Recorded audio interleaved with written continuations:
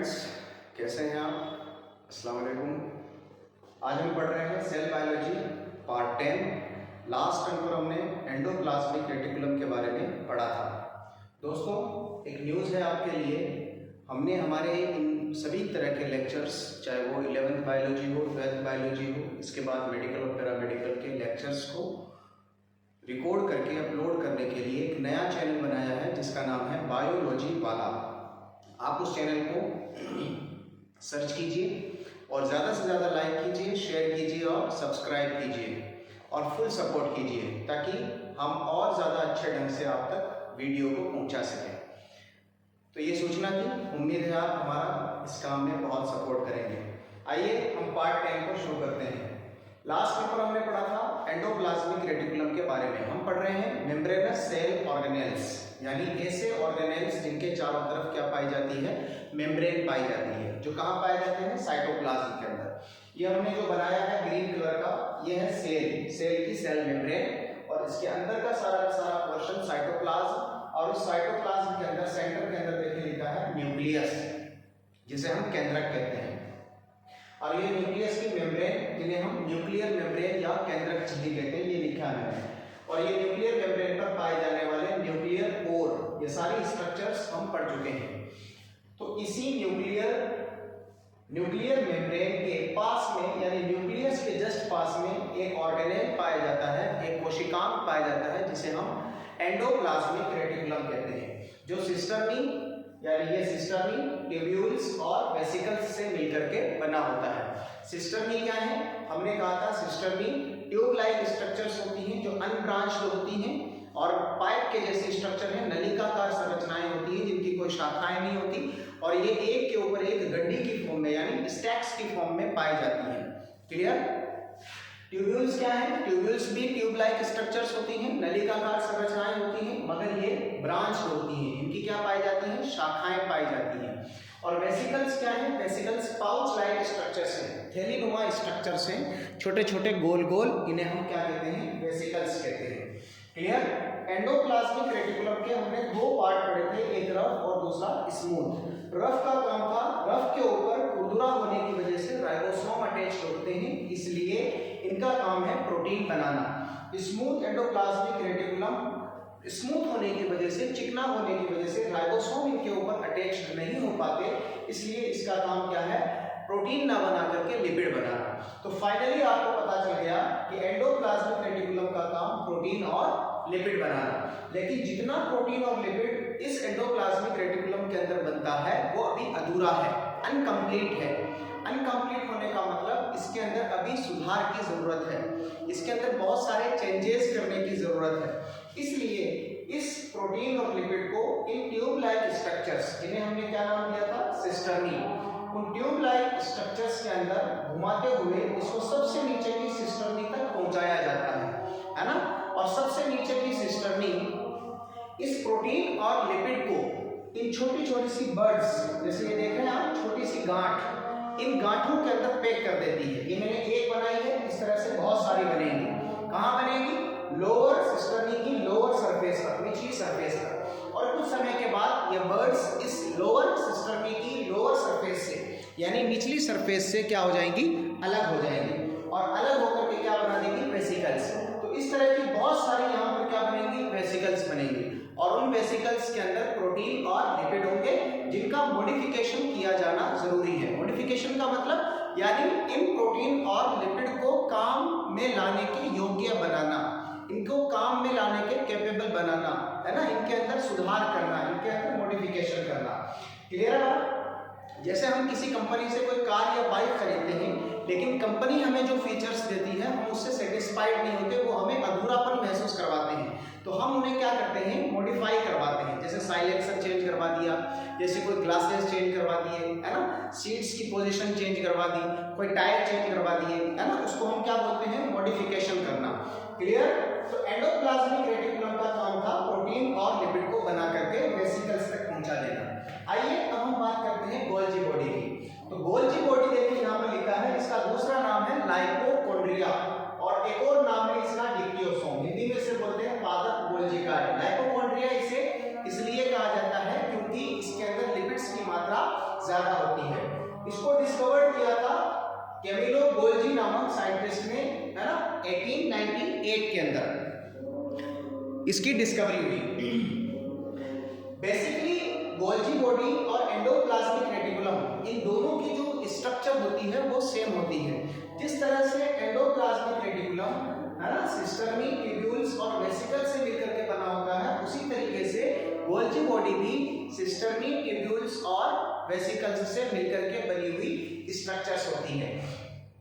Cisternae के बारे में हमने कहा था कि सिस्टर्नी जो है वो पाइप जैसी स्ट्रक्चर्स हैं, ट्यूब लाइक स्ट्रक्चर्स हैं जो अनब्रांच्ड हैं, इनकी कोई शाखाएं नहीं है और ये एक के ऊपर एक स्टैक्स में पाई जाती हैं। क्लियर? अब यहाँ पर देखिए, समझिएगा, जो एक स्टर्नी है, देखिए यहाँ पर मैंने 4 स्टर्नी बनाई है, सिस्टर्नी बनाई है 1 2 3 एंड 4। इसमें से हर एक सिस्टर्नी की 2 सरफेस होंगी, जाहिर सी बात है। जैसे फॉर एग्जांपल ये कोई एक सिस्टर्नी है तो इसकी 2 सरफेसेस, एक आगे की और एक पीछे की। क्लियर? ऊपर और नीचे भी बन सकती हैं, लेकिन हम फिलहाल बात कर रहे हैं फ्रंट और बैक की।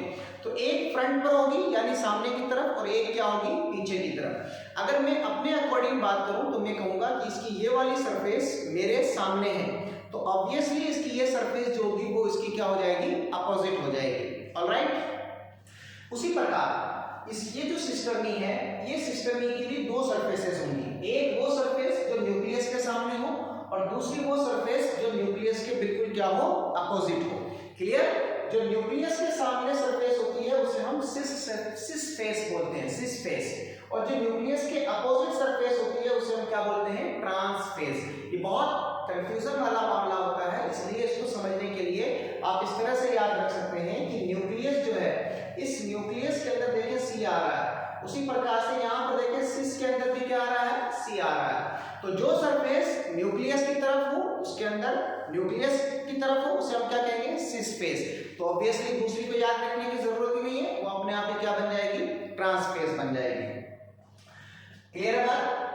तो ये सारी की सारी सिस्टर्नी स्टैक्स के फॉर्म में पाई जा रही है। अब देखिए क्या होता है, ये जो वेसिकल्स आई हैं एंडोप्लाज्मिक रेटिकुलम से, ये इन सिस्टर्नी के अंदर जाती हैं और इन सिस्टर्नी के अंदर जाकर के इन सिस्टर्नी के अंदर मूवमेंट करती हैं। इनके मूवमेंट की वजह से वेसिकल्स के अंदर जितना लिपिड और प्रोटीन भरा हुआ है, जो एंडोप्लाज्मिक रेटिकुलम से भरकर आया है, वो एंडोप्लाज्मिक रेटिकुलम से आने वाला प्रोटीन और लिपिड इसके अंदर मॉडिफाई होगा, और मॉडिफाई होकर के, है ना, जब ये सबसे नीचे की सिस्टर्नी के अंदर आएगा तो सबसे नीचे की सिस्टर्नी अपनी ट्रांसफेस, ऑब्वियसली इसकी भी एक ट्रांसफेस होगी और एक सिस फेस होगी, तो अपनी सिस फेस से ये रिसीव करती है और ट्रांसफेस से देखिए ये बर्ड्स बनाती है। जिस तरह से यहाँ पर बर्ड्स बन रही है, उसी तरीके से यहाँ पर भी क्या बन रही है, छोटी छोटी बर्ड्स गांठें बन रही है, और बर्ड्स गांठें कुछ ही समय के बाद क्या हो जाती है, अलग हो जाती है। अब अलग होने के बाद जो ये वेसिकल्स बना है, इस वेसिकल के अंदर जो प्रोटीन और लिपिड है, ये मॉडिफाइड प्रोटीन और लिपिड है, यानी इसके अंदर जो कमियां थी, इन कमियों को क्या कर दिया गया, सुधार दिया गया। इनके अंदर कुछ चीजों को जोड़ा जाना था, उन चीजों को क्या कर दिया,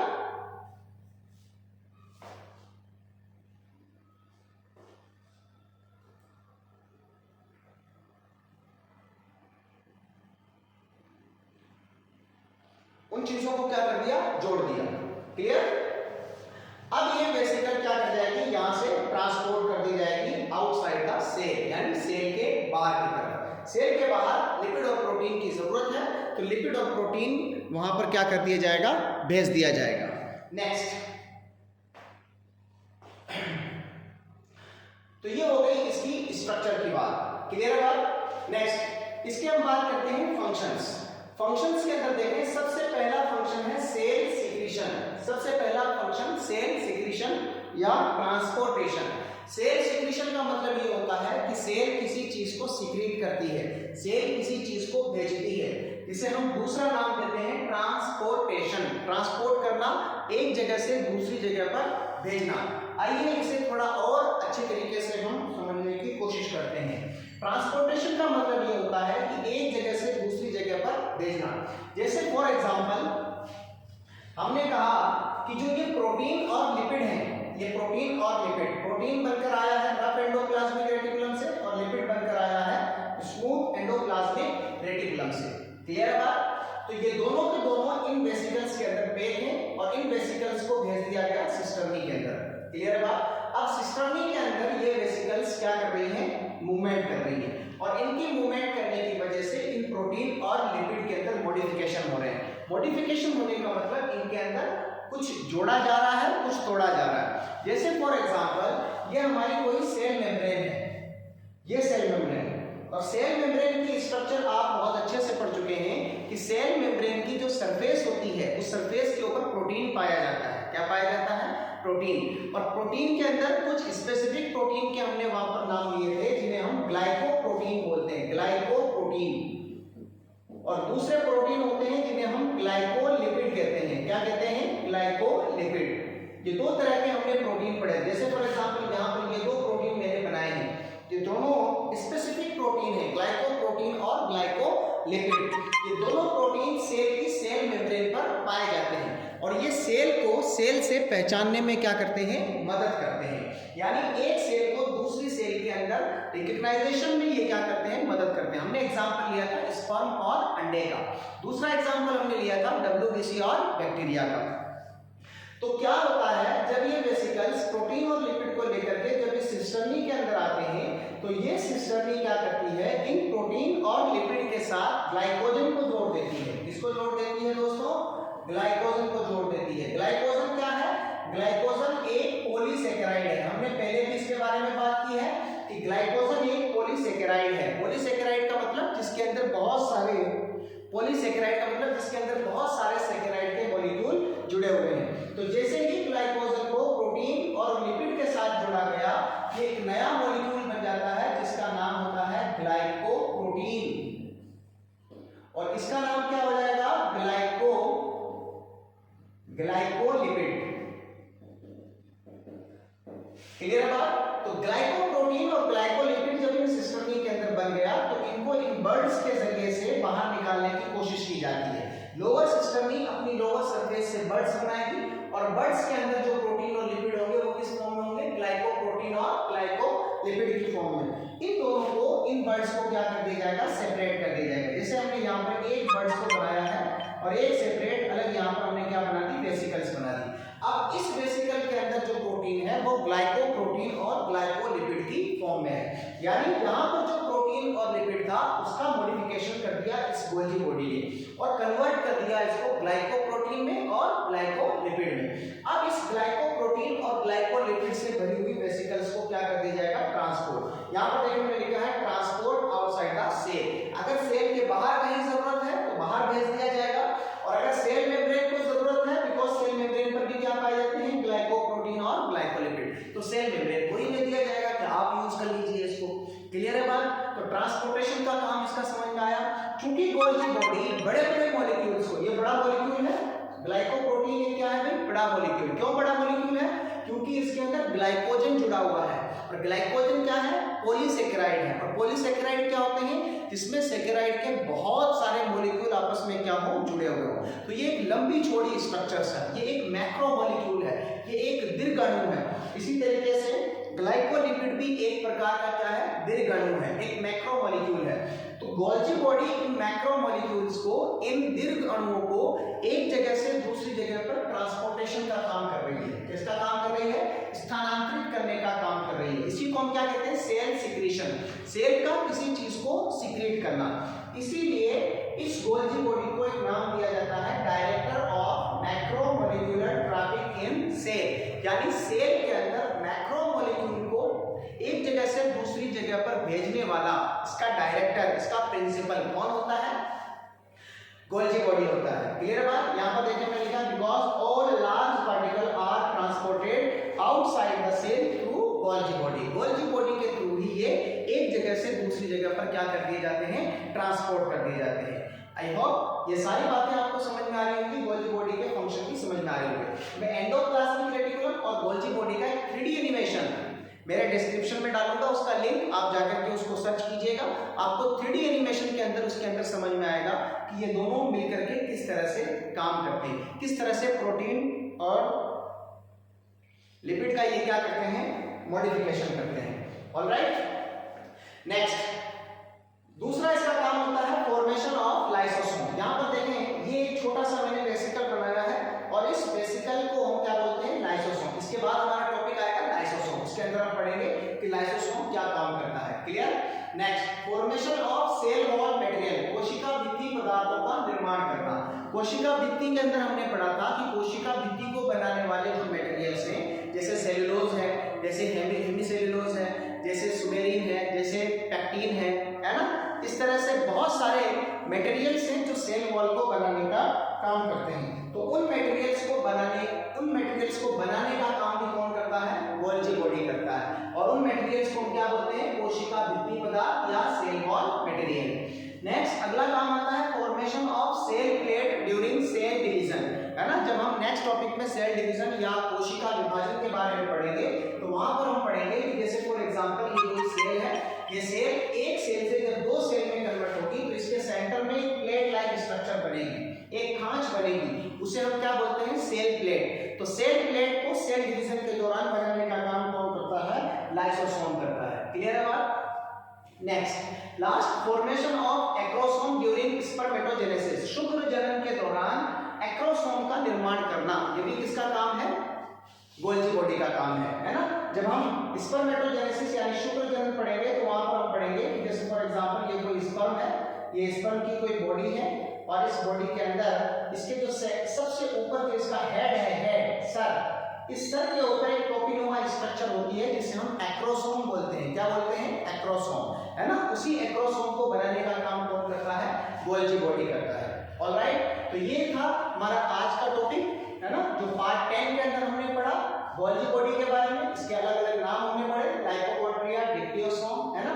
और गोल्जी बॉडी एंडोप्लाज्मिक रेटिकुलम के साथ मिलकर के काम करता है और ये लिपिड और प्रोटीन का मॉडिफिकेशन करने का काम करता है, उसकी पैकेजिंग करने का काम करता है। जैसे फैक्ट्री के अंदर कोई कच्चा माल भेजे तो कच्चा माल मॉडिफाई होकर के पक्के माल में कन्वर्ट होता है, साथ उसकी पैकेजिंग होती है।